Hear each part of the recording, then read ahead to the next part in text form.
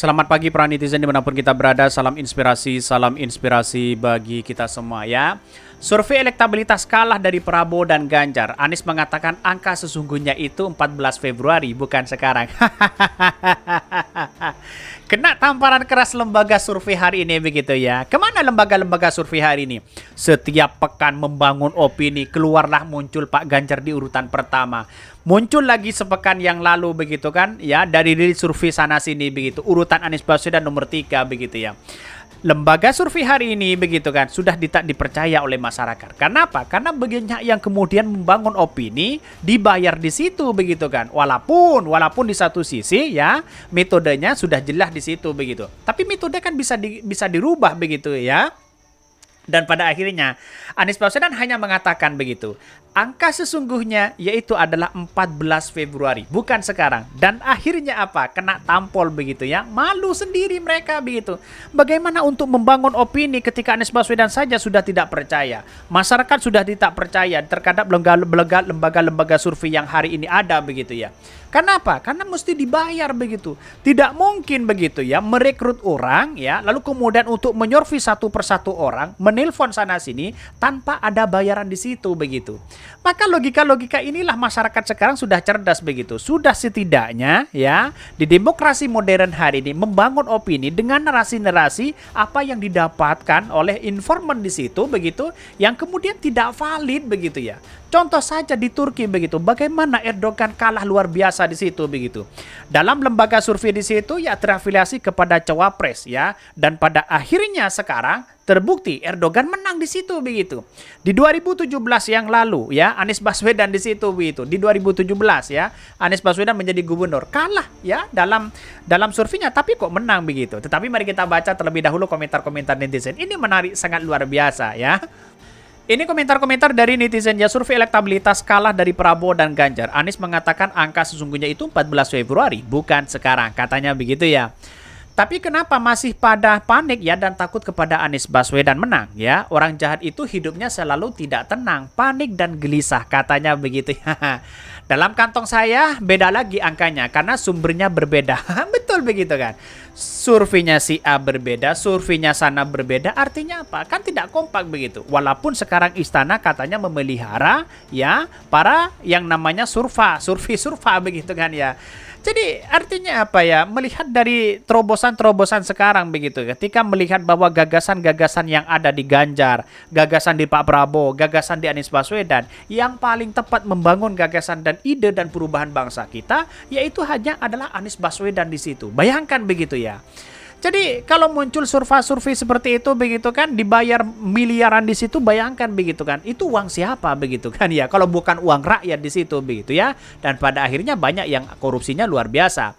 Nyantai Pak, mau menang ataupun kalah perihal angka apapun, yang penting tetap berjuang untuk kemajuan dan perubahan bangsa. Yang penting nggak PDIP. Ini kritikan dari netizen begitu ya. Terus kenapa ya ditakutin kalau kalah ya? Menandakan yang takut banyak salahnya. Benar, Allahu Akbar. Ini banyak sekali ya yang kemudian memberikan jawaban luar biasa ya. Karena di detik-detik akhir ini ya sudah banyak memelihara buzzer, para cebong sudah nimbrung di situ begitu ya. Tapi pada hakikatnya inilah contoh Anies Baswedan yang sangat luar biasa kalau menurut saya pribadi begitu ya. Dan bahkan ya bisa saja koalisi perubahan ini sangat memungkinkan akan menang satu putaran begitu. Saya yakin begitu. Kenapa? Karena begitu antusiasmenya luar biasa para petani, para osongan ya, para ojek online ya, para tukang beca, para supir angkot dan sebagainya, para ulama, para habaib ya, dan para tokoh-tokoh akademisi, para mahasiswa di situ, para buruh di situ, melihat gagasan Anies Baswedan yang ditawarkan selama ini sangat memukau luar biasa begitu. Dan bahkan saya yakin dan saya yakinnya di tangan Anies Baswedan lah perubahan itu akan ada. Kita akan buktikan begitu kan ya, karena aspirasi masyarakat sudah ditampung di tangan Anies Baswedan yang namanya koalisi perubahan atau perubahan dan perbaikan untuk masa depan. Ini sangat luar biasa begitu. Bandingkan dengan Pak Ganjar yang tidak punya ide dan gagasan luar biasa, sehingga ya relawan-relawannya banyak yang mendukung Pak Prabowo dan membelot di situ begitu karena idenya tidak sesuai dengan konteks demokrasi modern hari ini begitu. Bayangkan begitu. Ya, ketika Anies Baswedan bertemu dengan Pak Ganjar minder di situ begitu ya. Banyak ya komentar-komentar netizen, tetapi mari kita baca terlebih dahulu beritanya seperti ini. Ini ya beritanya survei elektabilitas kalah dari Prabowo dan Ganjar. Anies ya mengatakan angka sesungguhnya itu 14 Februari bukan sekarang. Karena tamparan keras luar biasa di situ begitu ya. Bakal calon presiden Anies Baswedan mengatakan tak mau ambil pusing soal elektabilitas ya, kerap kalah dari Prabowo Subianto dan Ganjar Pranowo dalam berbagai hasil survei capres di 2024. Menurut Anies, apa yang menjadi hasil survei menunjukkan elektabilitas di hari ini, namun yang paling penting adalah hasil perolehan suara ya saat pemungutan suara Februari 2024 mendatang. Bahkan kami optimis dan kami juga ya cukup senang dengan apa yang kita lihat sekarang. Karena angka yang sesungguhnya begitu yang kita butuhkan di bulan Februari bukan sekarang, ujar Anies dalam video yang diunggah oleh channel ke YouTube Karni Ilyas. Ini tamparan keras kepada para lembaga-lembaga survei begitu kan. Karena tamparan keras di situ ya mungkin muncul lagi begitu narasi-narasi yang membangun opini publik. Padahal ya dampak dari survei itu hanya 1% ya. Kita bandingkan polling. Polling itu masih dianggap 2%. 1,5% ya dampaknya kepada masyarakat karena dia berhadapan langsung dengan masyarakat begitu. Jadi pada akhirnya apa? Mesti ya kita lihat bahwa selama ini adalah surveinya Pak Ganjar menang di urutan pertama, tapi ketika ada acara deklarasi ya Abang Becak kemarin begitu ya, sudah mengumpulkan massa saja dibayar 100.000. Bayangkan di situ begitu ya. Ini kan memalukan di situ begitu. Kami optimis dan kami cukup senang dengan apa yang kita lihat sekarang. Karena angka yang sesungguhnya yang kita butuhkan di bulan Februari bukan yang sekarang, ujar Anies Baswedan dalam video yang diunggah channel YouTube Karni Ilyas. Lebih lanjut mengatakan ia cukup puas dengan peringkat 3 dalam hasil survei sebab ia bersama koalisi belum menggunakan sumber daya besar untuk mendulang elektabilitasnya. Kenapa kami merasa bersyukur dan sumber daya yang kita miliki amat-amat sedikit. Dengan apa yang kita kerjakan secara logistik sangat sedikit. Bahkan ia menyebutkan selama ini justru lebih banyak relawan yang bergerak untuk menggaungkan namanya di berbagai daerah. Bahkan mereka juga disebutkan yang menggunakan ya pendanaan sendiri. Bayangkan begitu kan. Anies Baswedan relawan-relawannya sudah seperti ini begitu kan. Biaya sendiri di situ, makan sendiri di situ. Berbeda dengan Pak Ganjar. Pertemuan yang kemarin ya yang katanya deklarasi dukung Ganjar Abang Becak di situ begitu ya, di Bogor katanya begitu ya. Dan pada akhirnya katanya menerima bayaran 100.000. Bayangkan begitu. Itu sudah diungkapkan di situ begitu. Tetapi pada akhirnya apa begitu kan ya? Kok cara-cara seperti ini pemimpin-pemimpin kita, calon-calon presiden kita begitu memainkan hal seperti itu. Dengan adanya seperti oke tidak menjadi masalah, terima uangnya di situ begitu ya, tetapi cobloslah dengan hati nurani mereka masing-masing begitu.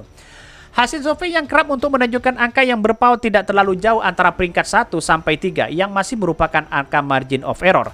Dengan itu saja kita mendapatkan selisih 2 margin of error. Jadi kita lihat yang sering umumnya, yang sering survei berbeda-beda, tapi kita lihat nomor 1 dan nomor 2 selisihnya 1 margin of error tuturnya ya. Karena itu ia meyakini ya begitu sudah menjadi capres secara resmi dan menggunakan sumber daya yang lebih besar maka elektabilitas akan lebih melonjak hari ini ya. Survei itu mempengaruhi opini publik hari ini tetapi dia tidak membentuk kenyataan di bulan Februari besok kata Anies Baswedan. Tapi kampanye sesungguhnya yang nanti dilakukan ya mulai Oktober sampai dengan Februari itu yang nanti yang akan berdampak pungkasnya begitu. Survei tidak begitu berdampak, yang penting itu turun ke jalan, bagaimana aspirasi di situ begitu kan ya yang harus kita untuk menjadi visi dan misi masa depan untuk membangun bangsa kita begitu. Jadi persoalan-persoalan inilah yang kemudian kenapa sosok Anies Baswedan itu sangat memukau begitu ya. Namanya sudah mudah dikenal di situ begitu. Di masyarakat saja di desa katakan ya siapa calon cawapres ya. Saya sempat tanya anak-anak kecil, orang tua di situ begitu ya. Walaupun dia secara media sosial masih belum paham begitu ya. Saya tanya apa calon presiden sekarang yang kita minati ya, yang Anda minati begitu. Banyak yang mengatakan anak kecil, wah Pak Anies Pak, Pak Anies Pak, Pak Anies Pak begitu. Mengatakan seperti itu begitu. Orang tua ditanya, ya sekarang yang Anda pilih apa? Yang Anda inginkan untuk menjadi bangsa kita? Jawabannya aja. Jawabnya apa? Perubahan begitu ya. Kondisi sekarang korupsinya merajalela dan sebagainya begitu. Bayangkan ini di masyarakat yang saya tanyakan begitu ya. Saya tidak mungkin berbicara dengan adanya fakta begitu lalu kemudian ya membentuk opini bahwa seolah-olah ada sesuatu bahwa Anies Baswedan ya seolah-olah dihindarkan begitu. Padahal tidak, di masyarakat sangat dikenang sekali. Ketika tanya, siapa Pak Prabowo? Pak Prabowo lawan Pak Jokowi Pak. Waktu itu begitu ya. Ya, jawabannya seperti itu begitu. Siapa presiden sekarang? Ada yang mengatakan ya Pak Prabowo, ada yang mengatakan Anies Baswedan begitu ya. Tetapi sulit sekali sekarang nama Pak Ganjar yang muncul di desa-desa itu begitu. Jadi artinya apa? Artinya selama ini ya di putaran kedua saya menyimpulkan ya antara Pak Ganjar dengan Pak Prabowo begitu ya. Di putaran kedua, di putaran di putaran ketiga misalnya begitu kan? Ya maaf ya. Di putaran kedua ada Anies Baswedan dengan ya Pak Prabowo begitu kan. Saya menyimpulkan di situ begitu. Bayangkan di situ begitu ya. Mungkin ya saya kira dalam hal politik dinamis begitu ya. Mungkin itu yang kami sampaikan. Tonton terus channel Hodari Podcast Rakyat ini karena ada berita-berita menarik dan viral setiap harinya. Salam para netizen, salam inspirasi bagi kita semua. Jangan lupa di-subscribe channel YouTube Hodari Podcast Rakyat ini.